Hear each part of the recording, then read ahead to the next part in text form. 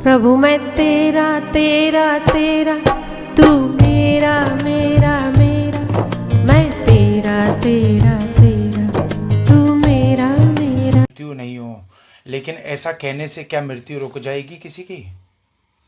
अगर कोई ऐसा बोले भगवान करे आपकी मौत न हो, आपकी मृत्यु न हो, तो ऐसा कहने से किसी की मृत्यु रुकने वाली नहीं है। लेकिन गुरु चाहता है, हम चाहते हैं कि मौत जब आपकी हो, बल्कि यूं हो कि जो मर रहा है उसको आप देख रहे हो, उस जागृति में हो कि मैं अलग हूं, शरीर मर रहा है, मैं शरीर नहीं हूं, मैं शरीर नहीं हूं। तब मानेंगे कि भगवान ने मेरी प्रार्थना को स्वीकार कर लिया। भगवान तभी स्वीकार करेंगे जब आप अंतर्यामी परमात्मा, जब आपका अंतर्यामी परमात्मा स्वीकार करेगा, तब भगवान स्वीकार करेंगे क्या? कि मैं अलग, शरीर अलग। जब ये ज्ञात हो गया तो आपकी मृत्यु हो नहीं सकती।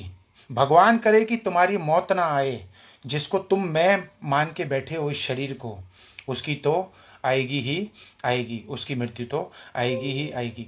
तो वो बात क्या हो जाएगी? वो बात बिल्कुल गलत हो जाएगी। तो लेकिन फिर भी तुम्हारी मृत्यु नहीं आएगी। जिसकी कभी मौत नहीं होती, जिसकी कभी मौत नहीं होती, उसको जानो, उसमें विश्रांति पालो। बस अभी मुक्ति, अभी अभी का अभी मुक्ति हो जाए, अभी की अभी ईश्वर प्राप्ति उसको हो जाए। जो ये जान ले कि मैं अलग हूँ, शरीर अलग है। मृत्यु तो होगी, पर किसकी होगी? मेरी नहीं होगी, शरीर की होगी। तो शरीर की गुलामी बहुत कर ली, अब शरीर की यात्रा कर लो। शरीर को कब से मैं मानते रहोगे? दृढ़तापूर्वक मन से ये अनुभव करते चलो कि आपका शरीर, कि आप दरिया किनारे गए हुए हो, दरिया किनारे पे गए हो सैर करने के लिए, और आप वहाँ पर एक टेबल के ऊपर बैठ गए हो, एक चेयर पड़ी हुई है, चेयर के ऊपर बैठे हो और समुंदर का नज़ारा ले रहे हो। और नज़ारा लेते लेते अचानक से आपकी गर्दन झुक गई, वहीं साइलेंस अटैक आया और मृत्यु हो गई। पर मरने से मत डरना, भावना करो, फील करो कि मृत्यु आ चुकी है, मौत आ चुकी है, शरीर ढीला पड़ चुका है, प्राण निकल गए हैं। अर्थी की तरह हमारा शरीर पड़ा हुआ है, जिसको आज तक फलाना भाई, फलानी बहन, फलाना सेठ, फलानी सेठानी, फलाना मैडम, फलाने सर के नाम से जाना जाता था, अब वो लोगों की नज़र में एक मुर्दा है, एक बॉडी है। डॉक्टरों ने हाथ जोड़ दिए हैं, मित्रों ने, रिश्तेदारों ने रोना शुरू कर दिया है। जिस शरीर को आप इतना सजाते थे, वो शरीर मर गया है।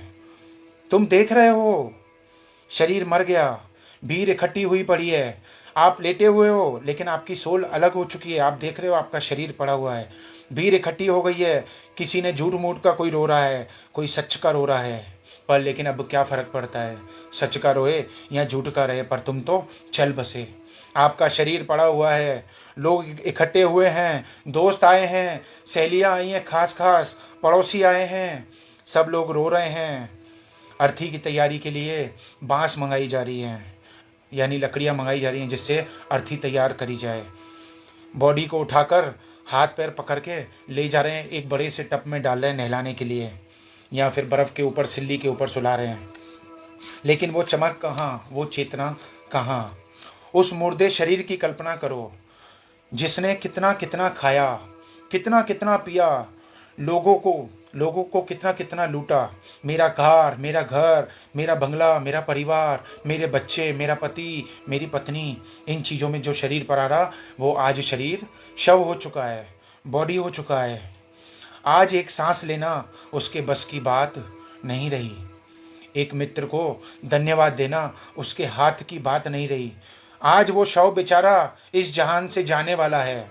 अब उठा के उसको बांस पर सुलाते हैं, उन लकड़ियों के ऊपर सुलाते हैं जिसकी अर्थी बनाई गई है।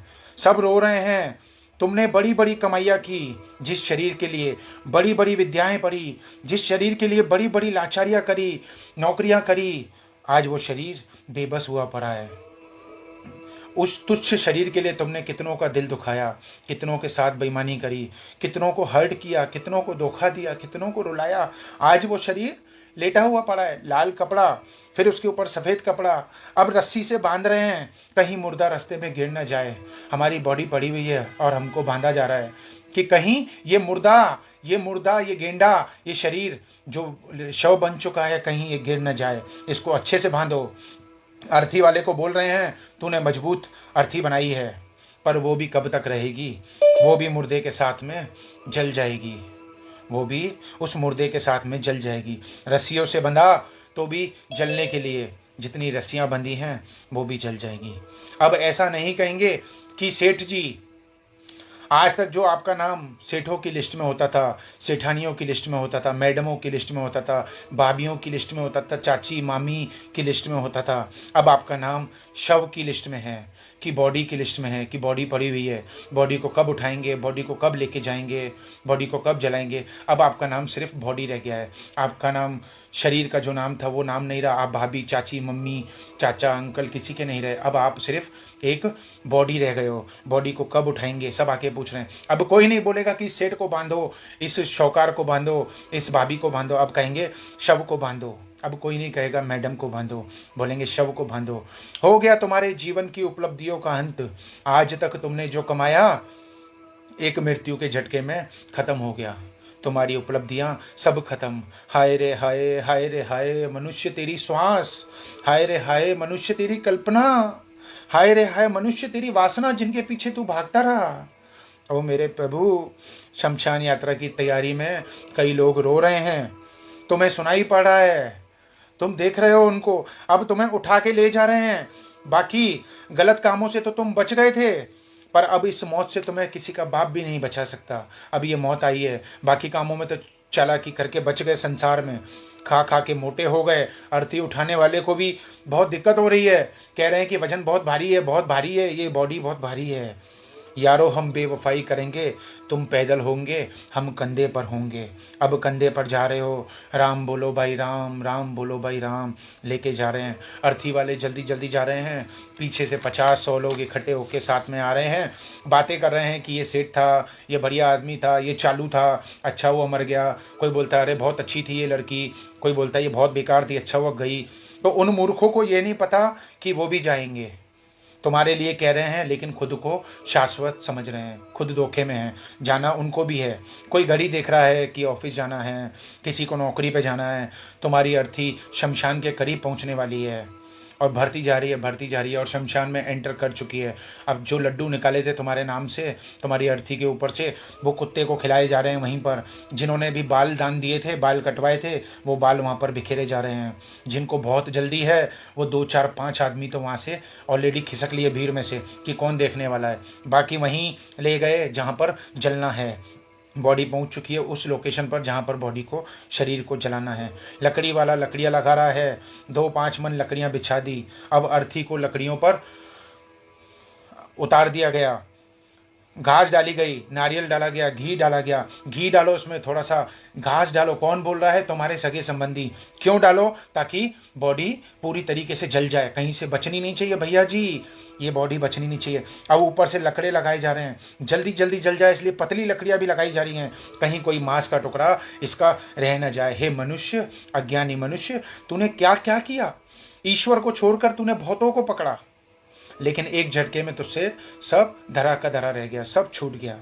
काश ईश्वर को पकड़ लिया होता तो जो तेरा साथ कभी नहीं छोड़ता। हजारों बार तुझसे छुड़वाया गया, ऐसे ही तूने हजारों जन्मों जन्म लिए, तूने ऐसे ही सब इकट्ठा किया, सबसे रिश्तेदारियां इकट्ठी करी, सब तुझसे छुड़वाया गया, पर तू चिपका रहा।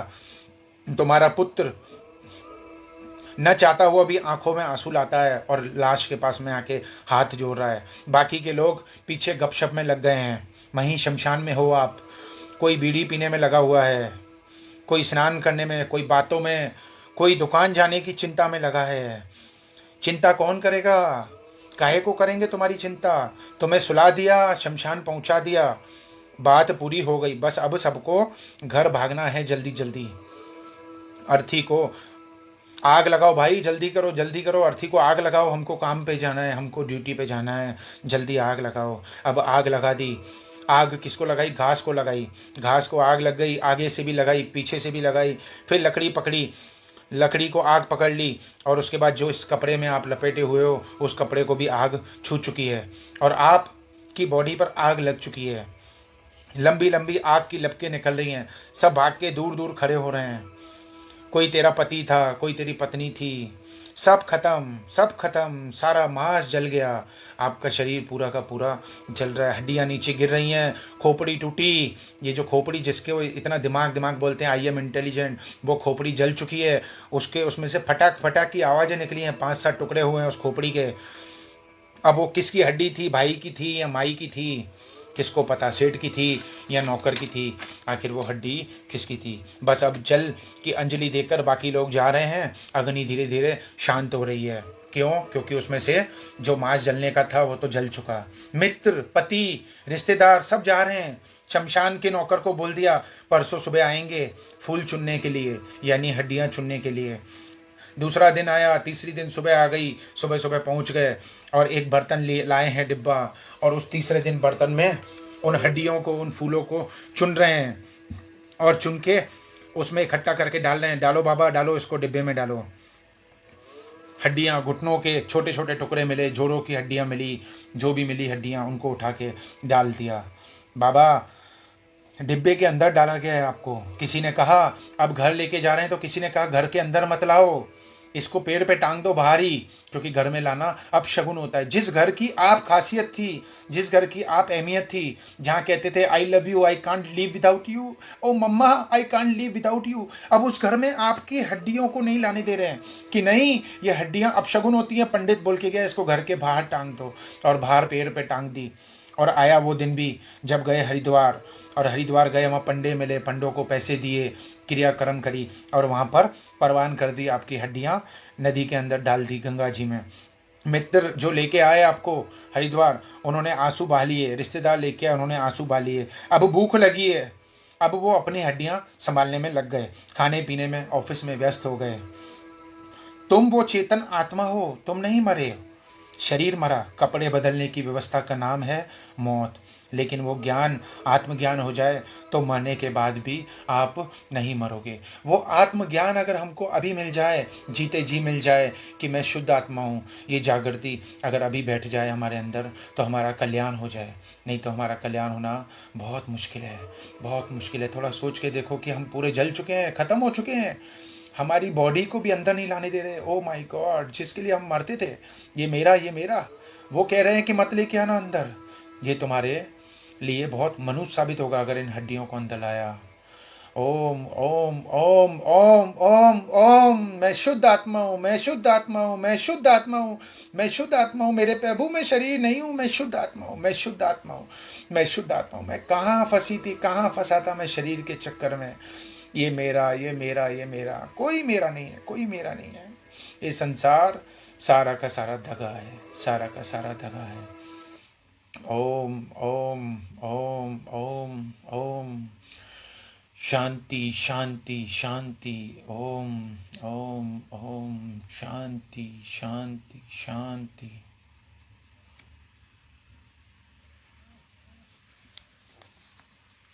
ओम नमो भगवते वासुदेवाय। तो हम जिंदा रहते हुए भी हम शमशान की यात्रा करके आए, घूम के आए शमशान घाट से, देख के आए अपनी क्या हालत होनी है। और यही हालत होनी है किसी की। कोई कितना भी सोच ले, कोई कितना भी हंस ले, कोई कितना भी मजाक बना ले, जो जो चीज़ बोली है यही सारी बातें होनी है। जिस दिन हम मरेंगे उस दिन हमारी हड्डियां घर में नहीं लाई जाएंगी। और जब जब अभी शमशान पे तो कमल भी गया है कईयों को देखने के लिए, कई रिश्तेदार दोस्त मरते हैं तो देखने के लिए गया। वहाँ से निकलते ही जैसे ही बैठे स्कूटर पे, कोई मुंह में पान डालता है, कोई बीड़ी पीने लगता है, कोई सिगरेट पीने लगता है, हर कोई अपनी मस्ती में ज़्यादा में ज़्यादा। इससे बोलते हैं एक चीज़ होती है, कहते हैं शमशान वैराग्य। कुछ लोगों को शमशान वैराग्य आता है 5 मिनट के लिए, और 5 मिनट लगता है कि यार संसार में सब झूठ है, देख देख मेरा दोस्त जल रहा है, मेरा रिश्तेदार जल रहा है। 5 मिनट के लिए बाहर निकलते ही वही मुंह में मसाला डाला, सिगरेट डाली, घर गया, बीवी ने भारी कपड़े दे दिए, नहा लिया, और नहाने के बाद फिर वापस वही का वही संसार में अब लग गया अपनी हड्डियों का पोषण करने। तो हम जीते जी अभी शमशान से होके आए हैं। तो अगर हमें जीते जी आत्मज्ञान हो जाए, हमें गुरु मिल जाए, और हम जागृति में आ जाएं। हमें जागृति आज ही हो जानी चाहिए कि मैं शरीर नहीं हूँ, मैं शुद्ध आत्मा हूँ, मैं शरीर नहीं हूँ बाबा, मैं बॉडी नहीं हूँ, मैं शुद्ध आत्मा हूँ। तो थोड़ा सा